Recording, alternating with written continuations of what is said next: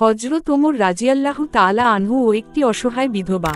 একবার খলিফা হযরত ওমর রাজিয়াল্লাহু তাআলা আনহু রাতের অন্ধকারে মদিনার বিভিন্ন এলাকা ঘুরে জনগণের অবস্থা পর্যবেক্ষণ করছিলেন। হঠাৎ তিনি একটি তাঁবুর ভেতর থেকে শিশুদের কান্নার শব্দ শুনতে পান।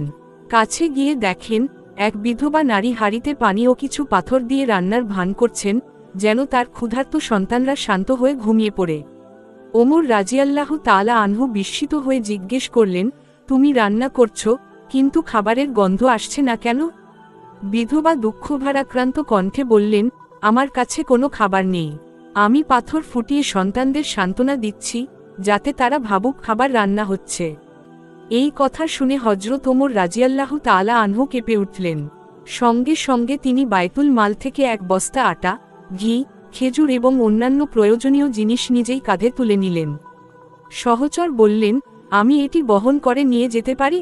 কিন্তু হযরত ওমর রাজিয়াল্লাহু তাআলা আনহু বললেন, কিয়ামতের দিন আমার বোঝা আমাকেই বহন করতে হবে। তিনি বিধবার ঘরে গিয়ে নিজ হাতে রান্না করলেন এবং শিশুদের খাওয়ালেন। শিশুরা হাসিমুখে খেয়ে শান্ত হলে বিধবা অভিভূত হয়ে বললেন, তুমি খলিফা হলে আল্লাহ তোমাকে উত্তম প্রতিদান দেবেন। হযরত ওমর রাজিয়াল্লাহু তাআলা আনহু চোখের পানি লুকিয়ে ফিরে গেলেন, কিন্তু তার এই দয়ার্দ্রতা আজও ইতিহাসে অমর হয়ে আছে।